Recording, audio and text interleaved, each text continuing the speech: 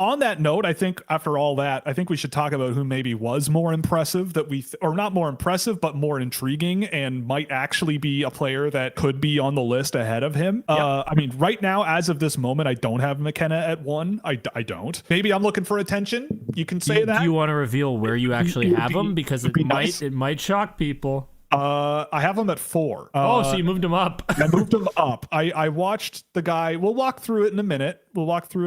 But right now he's number 4. The guys, I would say that, I mean, we watched 2 of these guys together. Yes. And you and I were both absolutely blown away. They were awesome. That was Matthysse Preston and Tynan Lawrence. Yep. Honestly, like, look, here's what I'll say. Last season, going into the year, I was a little bit hesitant about Michael Misa based on what I had seen of him in the playoffs that year and down the stretch and whatever. And he was off his game a little bit. He was on the wing. He wasn't at the whatever. But the first time I saw him play that fall, I went, okay, yeah, this guy's unbelievably good. Like, it did not take very long for me to go, nope, I was wrong. I blah, blah, blah, blah, blah. This is ridiculous. I can't believe how good this player actually is at playing hockey. Tynan Lawrence was that for me at the Holinka tournament this year. He hasn't played a game yet this year, but I watched every game of the Holinka that he played at, and obviously that's a summer hockey tournament, but holy God. I mean, you want a player that can take over a shift, right? Like that semifinal game, I'm never going to forget it. That semifinal game against the United States, if the U.S. didn't have Brady Noling in net, Canada wins that game strictly because of Tynan Lawrence. Every shift, all over guys, every shift, both ends of the ice, creating for others as well as creating for himself. Like, this is not a pure skill, pure energy guy. This guy brings a lot of everything. And I think with Lawrence, like I feel like I feel like as a person, I'm generally decent at like setting things aside, knowing my expectations. And if something is beating those expectations, to be honest with myself and go, okay, yeah, no, I'm gonna dig into this a little more. And Tynan Lawrence was a guy where that's a pretty interesting sign when I go in going, yeah, I'm interested in this guy. Like, first round pick for sure, like top end of the first round. Yeah, sure. We'll see. Yeah. And then you watch him play like when he's 17, like he's also barely 17 years old. Like, he's young, and you watch him and you just go, holy crap, this kid can play. I didn't remember this from last year, but this guy rules. And I feel like you said the same thing. Similar things, I would say, from watching that game. And I think that was the gold medal game against Finland that we watched.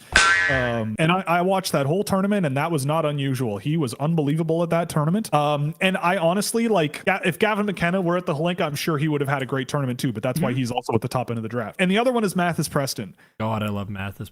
Dude, Matthysse Preston is a menace. He's a freak. It's a similar story with Matthysse Preston, right? Like, I watched a lot more of Preston last year than Lawrence, and I was unbelievably excited about him as a player. And I looked at Matthysse Preston and I loved how he played at the Holinka tournament. I loved everything he brought to the table. The way he combines everything together is I think there's a level of energy and skill and finishing ability and creativity too. Like, he's stupidly creative with all of that packaged together. And he does things quick. He makes things happen quick. That is part of the pace conversation that I think is important. How fast you are with your puck touches and making quick decisions, getting it away. It's like, you want to absorb pressure, create space, send it somewhere else. And then it's kind of like, you kind of have this monkey in the middle dynamic, but not entirely. The team that doesn't have the ball, like the puck in this case, is chasing it, and then you send it back the other way. So it becomes harder to get it. And that's what Matthysse Preston does really well. Matthysse Preston is just a mind-blowingly good player. Like, the thing that I think about him is I watch him play this year especially and think about how he was even at the Holinka tournament in August, right? Like, I think the issue with Preston last year was that he was very shot heavy. Like, he was very shot focused and very volume shot focused. And you just kind of sometimes watched him play and you're just like, dude, like, take another half a second, right? Take a look a little bit more, maybe try to thread a pass instead of shoot it from the boards, think a little bit more about what else you could possibly do. And at the Holinka tournament, he was, I thought, also unbelievable at that tournament. But I also feel like at that tournament, you did see some of that where you kind of like for every 3 awesome, incredible high-end plays he was making, he would make 1 or 2 where you're just like, like, you know, just You're so close. yes, it's like I see what you're trying to do, and you do 85% of the thing that Just works really, really well, just and then you tweak it slightly. then you just pop it into someone's shin pads, or you just pop it into the net, turning and shooting blindly. It's like, I know you do so many good things, but then now with Spokane this year, I think he's just been incredible. We watched a game of his when he played this year. It was one of the most disgusting things I've ever seen in my life. There were a couple of moments. He was so gross. There were a couple of moments where you're like, oh, that wasn't awesome. But again, very young for the draft. But then he'd go and get it. But then he'd go and get the puck back, though. Yes, that's the difference. Would go get it and do something awesome. Do something incredible. I'm okay with that. I'm willing to live with you make a bad mistake, but you're able to go back and fix it.